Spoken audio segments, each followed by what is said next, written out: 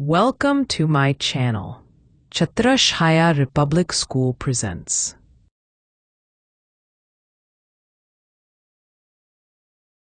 आज हम एक सच्ची कहानी की बात करेंगे, सूर्यमणि की कहानी। और इस कहानी के साथ साथ एक बहुत ही जरूरी सवाल पर भी सोचेंगे। तो चलिए सीधे मुद्दे पर आते हैं। सवाल जो इस पूरी कहानी का दिल है, आखिर ये जंगल हैं किसके? सुनने में तो बहुत सीधा लगता है ना? पर इसका जवाब उतना ही टेढ़ा है। और इस सवाल का जवाब ढूंढने में हमारी मदद करेंगी सूर्यमणि। उनका मानना था, पता है क्या, कि जंगल ना अपने आप में एक किताब है, उसे पढ़ना समझना उतना ही जरूरी है जितना स्कूल की किताबें पढ़ना। और बस यही सोच उनकी पूरी जिंदगी का फलसफा बन गई। तो चलिए कहानी शुरू करते हैं। सबसे पहले चलते हैं सूर्यमणि की दुनिया में, जानते हैं उनके कुडुक समुदाय के बारे में और उस जंगल के बारे में जिसे वो अपना घर मानती थीं। जरा सोचकर देखिए, कैसा रहा होगा वो बचपन, जब जंगल ही आपका प्लेग्राउंड हो। बच्चे पेड़ों पर कूद रहे हैं, चढ़ रहे हैं, अपनी कुडुक भाषा में गाने गा रहे हैं, गिरे हुए फूलों से माला बना रहे हैं और जंगली फल तोड़कर खा रहे हैं। ये सिर्फ मस्ती मजाक नहीं था, ये तो जंगल से जुड़ने का, उससे एक रिश्ता बनाने का एक तरीका था। अब यहाँ एक बात समझना बहुत जरूरी है। सूर्यमणि का जो समुदाय है वो आदिवासी है। मतलब ये वो लोग हैं जिनका सब कुछ, उनकी जिंदगी, उनकी संस्कृति, उनकी पहचान, सब कुछ जंगल से ही है। सीधी सी बात है, जंगल नहीं तो वो भी नहीं। लेकिन इस शांत सुकून भरी जिंदगी में अचानक एक तूफान आ गया। गांव में एक ठेकेदार आया और उसके आने से सब कुछ, मतलब सब कुछ बदल गया। ये जो बदलाव दिख रहा है ना, ये वाकई चौंकाने वाला है। देखिए, ठेकेदार के आने से पहले सूर्यमणि का परिवार जंगल से पत्तियां, जड़ी बूटियां इकट्ठा करके बेचता था। पर उसके आने के बाद एक पत्ता उठाना भी मना हो गया। लोगों की रोजी रोटी छिन गई और पूरे गांव में एक डर सा बैठ गया। तो फिर हुआ क्या? परिवार के पास जो थोड़ी बहुत जमीन थी, उससे गुजारा होना मुश्किल हो गया। मजबूरन उन्हें शहर जाना पड़ा। लेकिन शहर में तो हालत और भी खराब थी। कई कई दिन तो घर में खाने को भी कुछ नहीं होता था। और यहीं से कहानी में एक बहुत बड़ा टर्निंग पॉइंट आता है। सूर्यमणि के चाचा मनिया चाचा ने उन्हें एक रास्ता दिखाया। उन्होंने कहा, तुम्हें पढ़ना होगा, कानूनों को समझना होगा, शायद तभी तुम हमारे जंगलों को बचा पाओ। अभी सिर्फ स्कूल जाने की बात नहीं थी, ये एक मिशन था, अपने लोगों को, अपने जंगल को बचाने का मिशन। और बस यहीं से शुरू हुई सूर्यमणि की असली लड़ाई, अपने हक की लड़ाई। ये वो सफर था जिसने एक आम सी लड़की को एक एक्टिविस्ट बना दिया।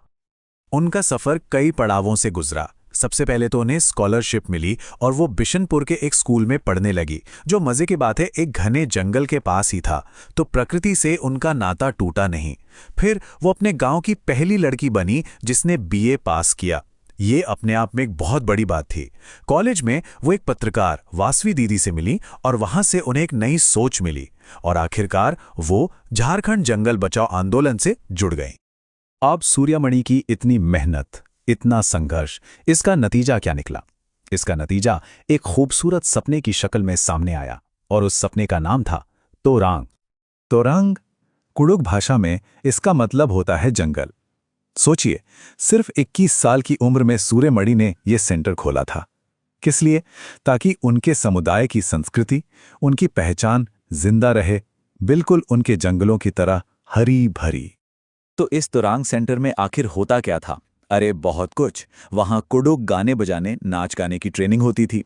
बच्चों को सिखाया जाता था कि कौन सी जड़ी बूटी किस काम आती है, बांस से चीजें कैसे बनाते हैं, ये कला भी सिखाई जाती थी। मतलब ये एक तरह से जीती जागती कल्चरल लाइब्रेरी बन गया था। सूर्यमणि की इस लड़ाई को असली ताकत मिली एक कानून से, वन अधिकार अधिनियम 2007। सच कहूं तो ये कानून एक गेम चेंजर साबित हुआ। ये साफ साफ कहता है कि जो लोग कम से कम 25 साल से जंगल में रह रहे हैं, उनका उस जंगल की जमीन पर और उसकी उपज पर पूरा हक है। और सबसे बड़ी बात, जंगल को बचाने की जिम्मेदारी भी उन्हीं की ग्राम सभा की होगी। अच्छा, सूर्यमणि की कहानी तो झारखंड की है, पर यह लड़ाई सिर्फ झारखंड की नहीं है। पूरे देश में कई आदिवासी समुदाय अपने जंगलों के लिए लड़ रहे हैं। तो चलिए अब जरा देश के दूसरे कोने में चलते हैं, नॉर्थ ईस्ट में मिजोरम, और देखते हैं कि वहां के लोगों का जंगल से कैसा नाता है। ये आंकड़ा देखिए जरा। मिजोरम की 3/4, जी हां 3/4 आबादी सीधे सीधे जंगलों से जुड़ी हुई है। इससे साफ पता चलता है कि जंगल वहां की जिंदगी के कितने सेंटर में हैं। तो फिर सवाल ही उठता है कि मिजोरम की इतनी ऊंची नीची खड़ी पहाड़ियों पर, जहां ना सड़कें हैं न ट्रैक्टर चल सकते हैं, वहां खेती होती कैसे होगी? इसका जवाब है झूम खेती। ये खेती का एक बड़ा ही अनोखा और सस्टेनेबल तरीका है। इसमें क्या करते हैं कि पहले जंगल के एक हिस्से को साफ करते हैं, जलाते हैं, उसकी राख खाद का काम करती है, फिर उस पर खेती करते हैं और एक फसल लेने के बाद उस जमीन को कई सालों के लिए खाली छोड़ देते हैं ताकि वो अपनी ताकत वापस पा सके। तो अगर हम इन दोनों जगहों को यानी झारखंड और मिजोरम को साथ रखकर देखें तो कुछ बातें बहुत दिलचस्प हैं।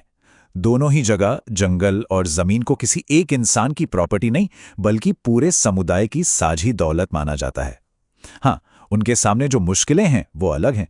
झारखंड में खतरा ठेकेदारों और माइनिंग जैसी बाहरी ताकतों से है, तो मिजोरम की अपनी चुनौती है, वहां का मुश्किल पहाड़ी इलाका।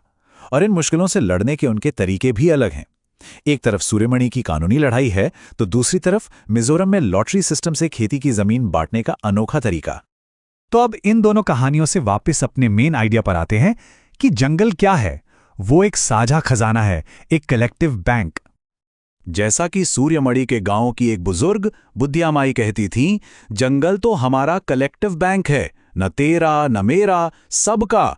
हम उसमें से बस उतना ही लेते हैं जितनी जरूरत हो, अपनी सारी दौलत एक बार में खर्च नहीं करते। सस्टेनेबिलिटी की इससे अच्छी परिभाषा और क्या होगी? लेकिन सोचिए, अगर हम इन कलेक्टिव बैंक्स को खत्म कर दें तो क्या होगा? ओडिशा की एक स्टूडेंट सिख्या ने एक चिट्ठी में यही डर जाहिर किया था कि आखिर बचेगा क्या? बस जहरीली हवा, गंदा पानी और दूर दूर तक फैली बंजर जमीन। तो आखिर में ये सवाल सिर्फ जंगल में रहने वालों के लिए नहीं है, ये हम सब के लिए है। अगर जंगल उनका कलेक्टिव बैंक है तो हमारे कलेक्टिव बैंक्स क्या हैं? क्या ये साफ हवा है, साफ पानी है, या फिर वो ज्ञान और संस्कृति जो हम सब मिलकर बनाते हैं? और सबसे बड़ा सवाल, हम अपने इन बैंकों को बचाने के लिए क्या कर रहे हैं? इस पर जरूर सोचिएगा।